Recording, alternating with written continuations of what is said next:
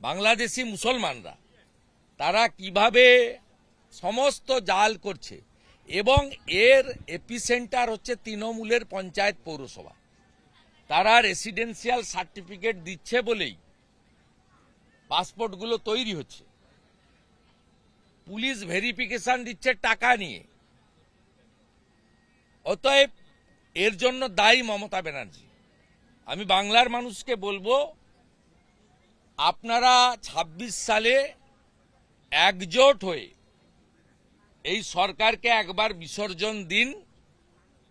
Bleaching, phenyl, carbolic acid আরো কিছু লাগলে সবকিছু স্প্রে করে আমরা যেমন পার্থেনিয়ামকে নির্মূল করেছি, বিষাক্ত গাছ, এদেরকে কি করে সাফ করতে হয় একদম পরিষ্কার করে দেবো।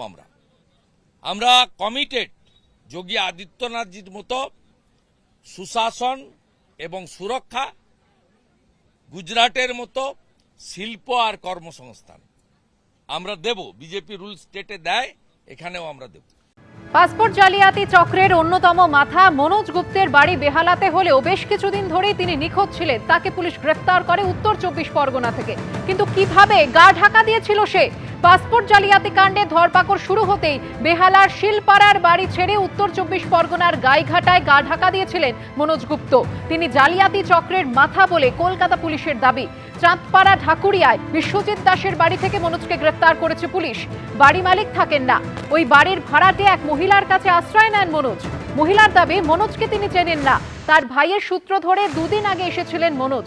বাড়িতে অশান্তির কথা বলে আশ্রয় চান তার কাছে।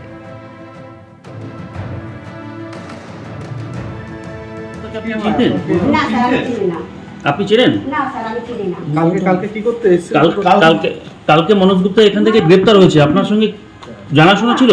না স্যার, আমি চিনি না, জানি। এ বাড়িতেই তো থাকতো আপনার সঙ্গে বলছে? না স্যার, উনি প্রতিদিনকে রাত্রে এসেছে, এই পর্যন্ত আমি জানি। স্যার আমি কিছু বলতে। আপনার কি হয়? আপনার কি হয়? আমার কোনো কিছু হয় না। আমার এক রিলেটিভ আছে, উনি বলল দুটো দিন এখানে থাকবে, বাড়িতে একটু সমস্যা হয়েছে, দুদিন পরে চলে যাবে। আজকে সন্ধ্যাবেলায় উনি চলে যাওয়ার কথা। আপনি কি চেনেন ওনায়? না স্যার, আমি চিনি না। তো আপনি কেন থাকতে দিলেন, কেন অচেনা লোককে থাকতে দিলেন কেন?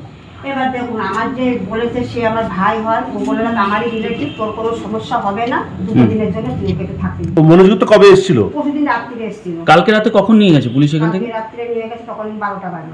ওর গার্লফ্রেন্ডের খোঁজ করলো, বল তোর গার্লফ্রেন্ড কোথায় বল, আর তুই আমাদের সাথে চল।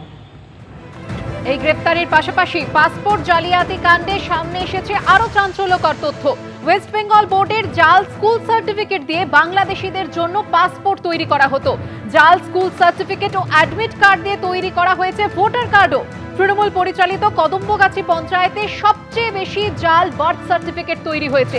পঞ্চায়েতের নকল ওয়েবসাইট তৈরি করে ভুয়ো বার্থ সার্টিফিকেট তৈরি করা হয়। উত্তর ২৪ পরগনায় রমরমিয়ে চলছিল এই পাসপোর্ট জালিয়াতি চক্র। বারাসাত ও মধ্যমগ্রাম পুরসভার ঠিকানাতেও বেশ কিছু নথি উদ্ধার হয়েছে। পার্ক স্ট্রিটে ধৃত বাংলাদেশিকে আধার প্যান কার্ড বানিয়ে দিয়েছিল উত্তর ২৪ পরগনারই এক ব্যক্তি। পাসপোর্ট জালিয়াতি কাণ্ডে পুলিশের হাতে এই সমস্ত চাঞ্চল্যকর তথ্য এসছে।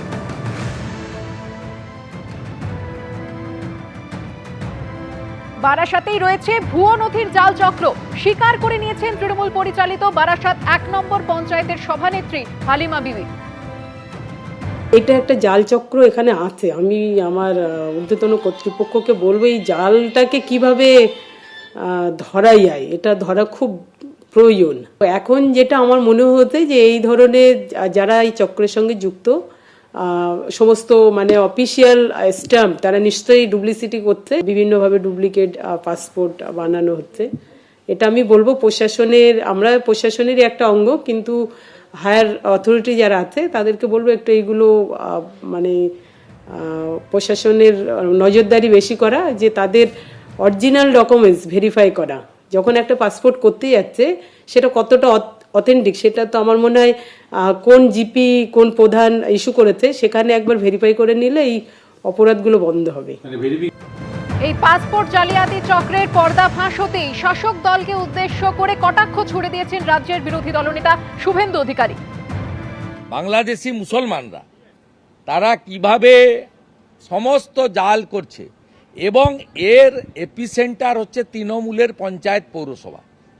তারা রেসিডেন্সিয়াল সার্টিফিকেট দিচ্ছে বলেই পাসপোর্টগুলো তৈরি হচ্ছে।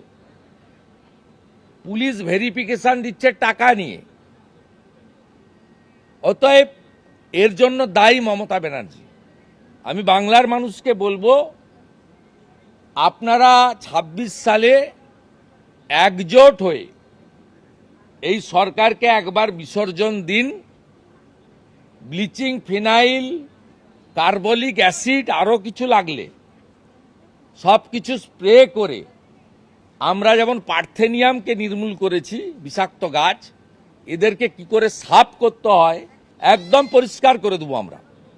আমরা কমিটেড যোগী আদিত্যনাথজির মতো সুশাসন এবং সুরক্ষা, গুজরাটের মতো শিল্প আর কর্মসংস্থান আমরা দেব। বিজেপি রুল স্টেটে দেয়, এখানেও আমরা দেব।